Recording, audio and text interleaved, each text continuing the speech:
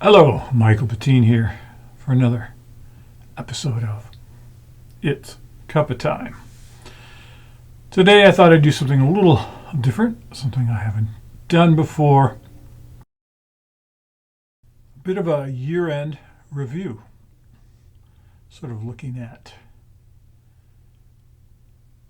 things I've covered and just talk about my YouTube channel in general. I've got a bunch of notes here that I made. So let's jump right in. So here we are, December 2023, and I have nearly 4,000 subscribers. So I want to thank everybody who has subscribed. I appreciate it. I hope the offerings have been worthwhile for you. I do try my best to put out some quality content. I have 4,000 subscribers. Now, the interesting thing about that is in 2023, my most viewed video, The Cult of Frequencyism, currently has 568 views out of almost 4,000 subscribers. So, where are the other 3,400 people or so? It's kind of funny the way all this works. It's like, you get a whole bunch of subscribers, but you're not getting views every week from everyone. So like I said, The Cult of Frequencyism, the most viewed video in 2023 that I made for 2023 has 568 views. Some of my other popular ones like 514, 531, 504, 442, 448 views. Most of my videos end up between 200 and 300 views. Now, within like months or a year or so. Over the long term, some of them can really add up. But it's like, all these subscribers, almost 4,000 subscribers, and I'm lucky to get 200-300 views on a video. Now, I do understand that my channel is incredibly niche. I mean, gong and bowl players, people who are into sound and all that, that's not, it's growing, but it's not the biggest thing around. I could pick so many other subjects that would, get a lot more viewers. So it's fairly niche, and I knew it was that, and I didn't go into this to get views anyway. I just went into this to be able to express myself and hopefully transmit some information between myself and whoever watches.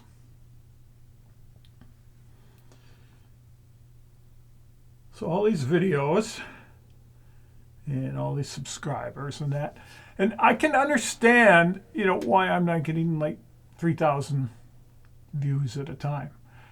I'm a big watcher of YouTube.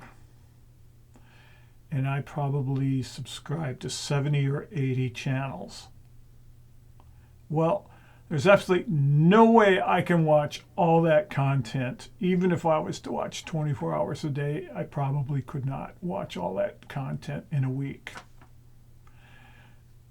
So like most of you do, and I'm sure my viewers do, they go through their feed of new videos and you pick out what looks the most interesting to you to watch. A lot of the videos I watch, some of them run 2, 3, 4 hours. They're talk videos, things that I'm interested in, like science and physics and things like that, astronomy and whatever. And a lot of times they are interviews with these various scientists or writers or people like that. And some of these podcasts, they're pretty open-ended. They'll just go 2, 3, 4 hours. I just watched one the other day with one of my favorite scientists. It was the Lex Friedman podcast, which I could either listen to or watch on YouTube, but I ended up watching it with Lee Cronin, a fabulous scientist who has some amazing theories on that. And it was nearly 3.5 hours. Okay. I mean, how many 3.5 hour YouTube videos can I watch in a week? You know, I've got a wife. I've got to make videos like this. I got to go play gigs. I've got other things to do. I've got things to study that I'm learning, So I understand why, I don't get 3,000-4,000 views on each video, because people are probably like me and subscribe to a lot of different channels. And that's not to mention just podcasts. I listen to podcasts all the time too on my phone. I'm subscribed to probably 70 different podcasts too, and I do the same thing there. Some of them are crossed over, and they'll have both YouTube version and a podcast version. But still, I look through all my podcasts, I look through all my videos, and I pick out, oh, this one looks good, this one looks perfect for what I'm interested in right now. This one, I'll pass on that. So pick and choose, and I'm sure people are picking and choosing, and they look at mine and they see something interesting, and they're like, oh, I'll watch. So I can't blame anybody, and I'm not upset about it. So another part of this is people ask about, hey, you must be making lots of money. Well, no, I'm not making any money from YouTube. The viewing numbers just will tell you that. You've got to consistently get like 30,000 views a video or something to really make any money. So I have yet to make any money from YouTube. And their criteria to get to the point where you can make money is pretty crazy. You have to have so many viewing hours, which I finally hit, I think, a while ago. Consistent viewing hours and that. And then it's not worth it for me to monetize my videos right now. I don't know. If I could ever get to the point where consistently I'd get 10, 20, 30,000 views, a week, then maybe I could make a few $100. I didn't start this to make money anyway. So that's the story on monetizing. It's like, no, I'm not getting rich. I'm not making a thing at all here. That's okay with me. So let's look at my channel. I started my YouTube channel in November of 2007. November 14th, to be exact, was the first video that went up. So that's just a little over 16 years. It's come a long way. I have produced 233 videos since then. I've had a few more up there that I've removed for various reasons, but currently there are 233 videos available. My most viewed video has 104,064 views. And that is Working with Gongs #1 from August 2011. So in the course of 15 years, it has accumulated a bit over 100,000 views. I have a few other old ones that have gotten up to like 80 and 90,000 and that. And that's great, but what to me is funny is these old videos are some of the more consistent ones that people keep looking at. So that's why they have all these big totals, which is kind of funny. So this year, counting this one, I have produced 45 videos, put them up on YouTube. But in addition, I've also produced 35 videos on my Patreon page. So I've been a busy boy. I've done like 80 videos, which is a lot of work. And if you like the videos here and want to get stuff that goes into more detail, in the links down below, you can check out my Patreon page, which $10 a month, you get access to exclusive videos that are often longer and go into more depth. So enough advertising about that. And I do make a few bucks there. But again, I don't have like 10,000 subscribers to my Patreon page. I am not rolling in dough. It helps me buy some new gear, some new software, things I need. Because I'm constantly trying to improve things here. If you go back even like to last year and look at the videos, I think the quality of the video has improved. My editing skills have gotten better. I finally kind of dialed in the sound. I think the sound is better. And that's something I do every week. I try to improve each video. I try to learn something new. So I'm watching videos about making videos about the software I use, and trying to improve things. Because I want to make the best product I can within the capabilities I have at any given time. So part of that is, I've gotten some new software. I just got a really great program for noise reduction and reverb reduction, so I can clean up the audio on some of the videos, because sometimes there's extraneous noise in the background, and that's great to have. And a few other things like that. So I do appreciate people who have subscribed to my Patreon page, because I pour the money right back into all of this. Bought a couple of mics, again, some software, some other things, all to improve what I'm doing. What else do we have here? Okay. So all those subscribers. And I understand, I really do. I can't watch all the videos I'm subscribed to. So here's to you who do watch every week, and I really appreciate it. Thanks. A few other things. I just want to look back at a couple videos that I made this year that were popular, and they're things that I think about and I think are important. One is the video that it's not about the gear. I got a fair amount of response and views, and I think it's just an extremely important thing. I mean, you see me every week. I got all these lovely gongs behind me, and I've got like the bells and other things on the side, and I have a lot of really nice gear, but it's not about the gear.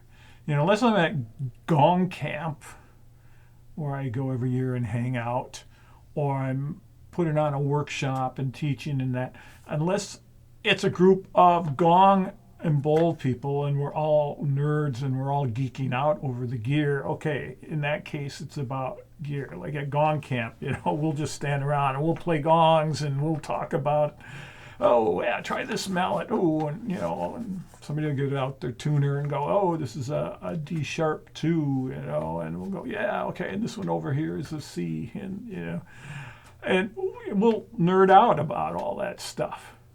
And that's important to us because we use the gear. But again, the people out front, the people who come to our sessions, unless they're a gong player and they're nerdy enough, they don't really care.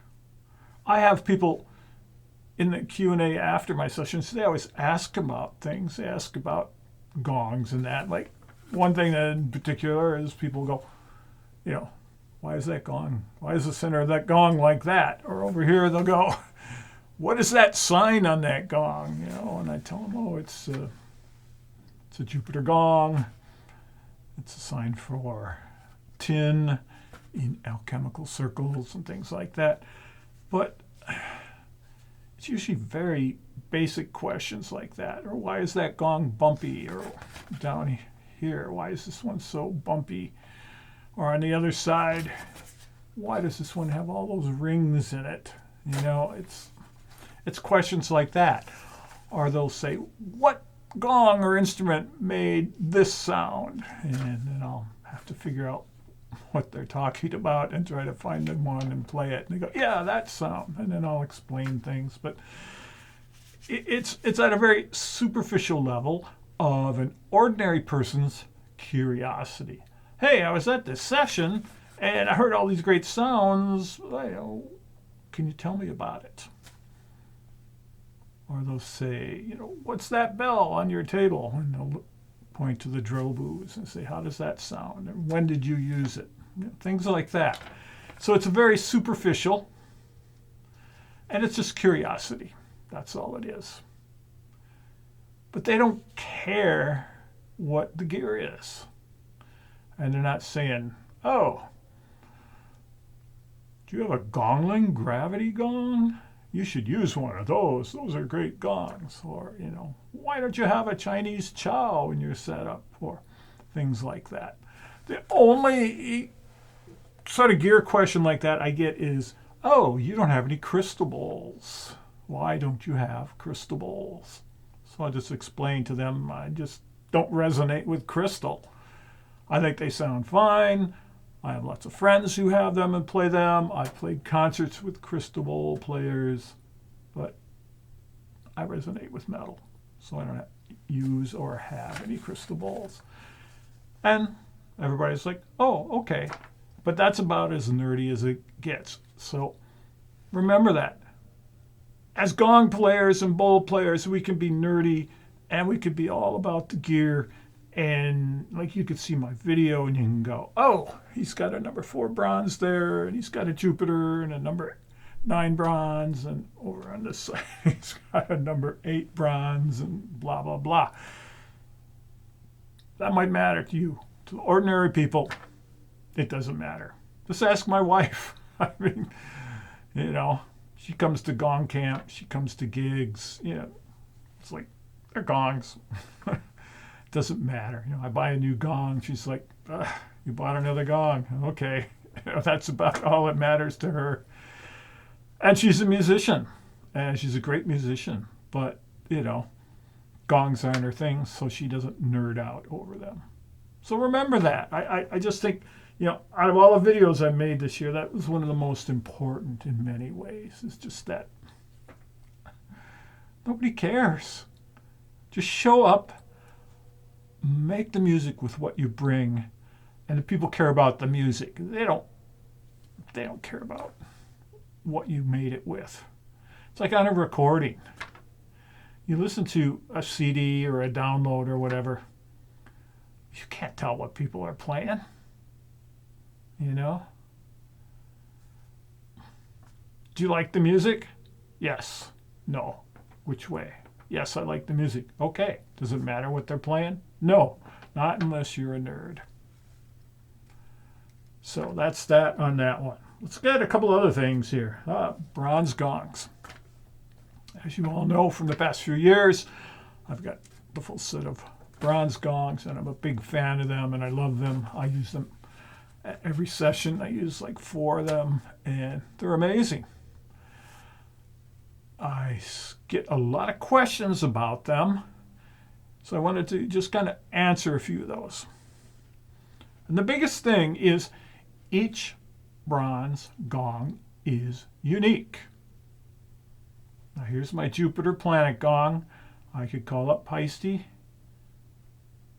tomorrow and order another Planet Jupiter, and it can arrive here next week, and it will sound almost identical to this one.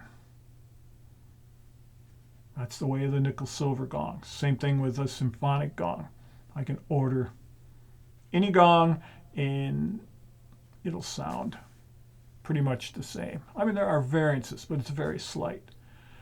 Now the bronze gongs, on the other hand, each bronze gong is unique. I have played, 100 bronze gongs or so since they came out. I've played a lot of them. And I'm amazed by how different some of them can be. In a couple different ways. One is pitch. And I have two number 9s, and they are a fifth apart. And they also react differently. The lower pitch number 9 is more open and airy, very much like a wind gong. The higher pitch number 9 is a little stiffer and has a nice sort of blossom to it.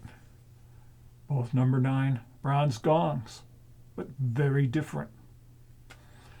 And this guy here, number 8 bronze gong with the concentric rings. One of their very radical original designs. I have now seen and played 3 different variations on the gong, on how it's constructed. Another thing with the bronze gongs, there are different versions out there. I'm not sure exactly why, but I've seen and played 3 different types of number 8s. They're all number 8s, and they all have the rings and that, but they have very different hammering. And some of them sound very different. Same thing too with this guy here, the number 4. I have seen number 4s with, you can see this has got quite a few hammer marks in this middle region here. I have seen some number 4s with very few hammer marks. Same thing with the earth gongs. I've seen both the number 0 and the number 1 with varying amounts of hammering.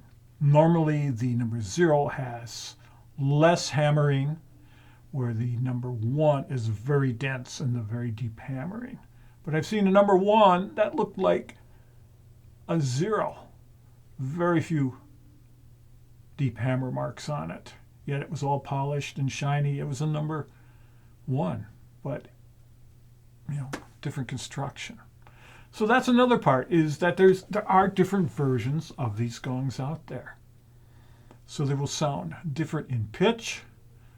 They will sound different in tone, timbre, however you want to describe it. Another example is the number 2, which is the water type gong with the very big center that is slightly recessed. Mine has a very deep pitch, but I have played others that are extremely high in pitch. It totally surprised me. So my best advice, if you are buying or looking to buy one of the Paiste bronze gongs, is play them in person if at all possible, or if you can hear and watch a video of the exact gong so you know what you were getting. Like Memphis Gong Chamber, it's nice that they do put up videos of each gong so you can, they have like maybe 3 number 2s so you can listen to all 3 and go, I like this number 2. Okay, you order it and you get the one you heard. That's great. Other places will just put up one video as an example, which is great. Now, ordering like a symphonic gong, like you can watch a generic video of a 32-inch Paiste symphonic gong and order one, and it'll sound almost identical to the video. If they just put up a video of a number 2 or a number 8 or a number 9, number 6, whatever bronze gong, and you just order one based on that video, the one you get could be so completely different. So that's just my advice to you. Play them if possible in person, and if not possible, see if you can get an exact video or something of one that you would be interested in. All right, what else can we cover? Here's a question that I've been getting lately. People asking about room acoustics. We could talk for hours about room acoustics. But here's an important thing. Unless you are building a space where you will permanently house your gongs, like my studio here, room acoustics,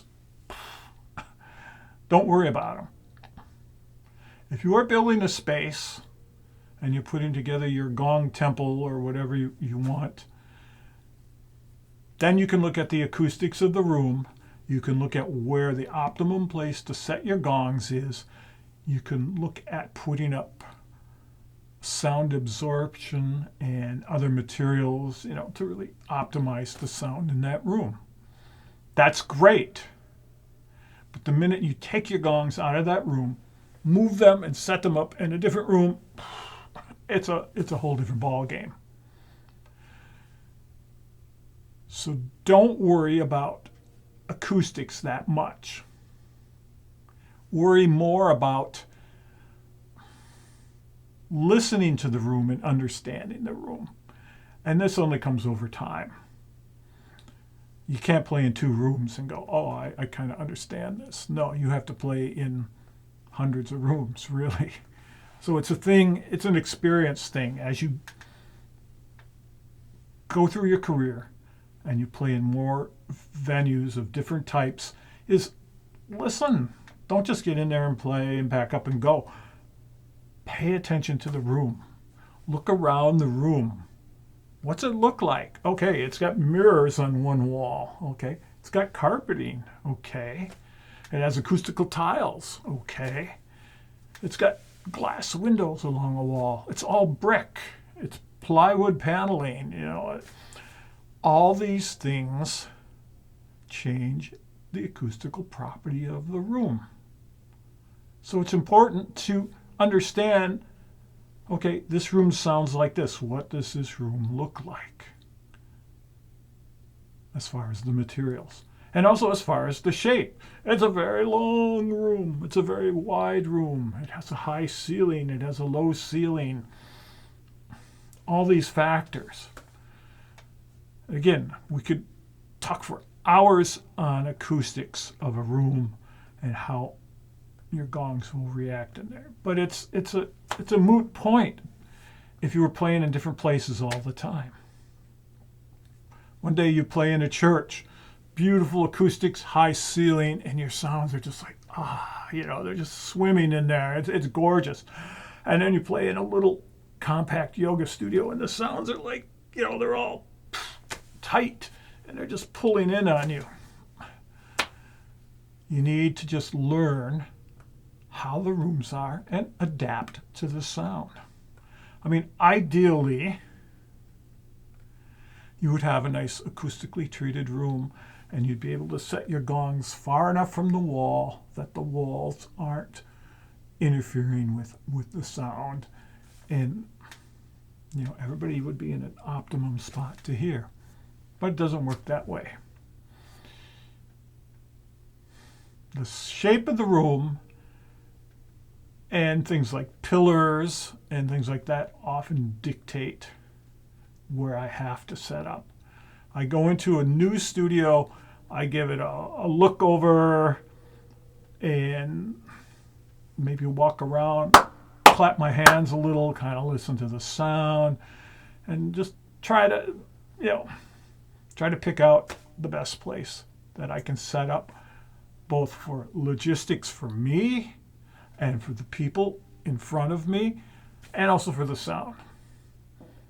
And I'm only playing for maybe 70 minutes, so this is not, a totally crucial thing. So you have to go into whatever venue, and you just make the best of it. Some places will sound fabulous, amazing, wonderful. Other places will sound terrible. I mean, what can you do? So don't sweat room acoustics that much. Maybe read up on room acoustics or watch some YouTube videos about room acoustics. But to me, the big thing is just paying attention every time you go to a different venue. How does it sound? What's the room like? That way, when you get to a similar room, you can go, Studio B here is like Studio A that I play at. And you go, the sound's very similar to that because it's a very similar studio. Then you will know how to deal with it. But it comes down to different rooms, changing your approach to the gongs, how you strike them, the bowls, the gongs, everything. Maybe some instruments sound better in a room, some instruments don't sound as good. Well, if they don't sound as good in one room, I won't play it. I had that happen the past few months. My Sound Creation water gong One night, played in a room, it sounded amazing. It just resonated, and I was like, oh, this is gorgeous. Next night, I played in a different room, and the same gong sounded very dissonant. I played it like 2 or 3 times, and I'm like, okay, I'm not going to play this one because it's just not working in this room. Obviously, if you only have 1 or 2 gongs, you're kind of stuck with them, but I usually have about 6 gongs in my setup, so I can afford to leave one out if I have to. But it's things like that. And the same thing with bowls and bells and other instruments. Sometimes they'll sound really good, sometimes they won't, and you just have to make the most of whatever room you're in. Okay? So room acoustics, there's so much science to it. But like I said, unless you are making a permanent studio installation where you're going to have your gongs permanently there and all the people are going to come to you, don't worry about it. Now here in my studio, this is pretty much a permanent setup. The gongs changed. This rack hasn't moved out of here in a couple years because I've got an identical rack that I use for playing. This one just stays here. I did a few adjustments in here for the acoustics. Fortunately, it's a pretty dry room. I've got the curtains hanging up here, which dried it out a little more. The ceiling is open with beams, so that cuts down on a lot of reflections. It's a fairly dry room, and if you hear any real reverb, if you can hear that, that's actually the gongs themselves reacting. You can hear the gongs as reverb there. But it's a very dry room. I didn't do a lot to it. Fortunately, it was already acoustically dry. I just did a few things to it that cleaned it up a little more. And I learned how to mic everything in here, and I learned how to play things in here to try to get an optimum sound. Is it the best room in the world? No, it's not. But it works for what I want to do, making the videos and doing recordings and that. Okay, so 2023, it was a good year. I did a lot, made a lot of videos, played a lot of gigs, met a lot of people, had a lot of fun. And that's what it's all about. When this stops becoming fun, that's when I stop doing it. Because schlepping this gear around is really a pain. And I'm not getting any younger. So it's still fun. I'm still doing it. So let's look forward to 2024. I've got a lot of really amazing things happening next year that you'll find out. I've got stuff that I'm just trying to finalize, some really great workshops and stuff out there. Some great travel. People have been asking for me to come to places, so looks like I'm finally going to come to some places, and it'll be great. I love interacting with everybody, so take care. Keep playing your gongs and keep practicing, and we will see you later. Bye.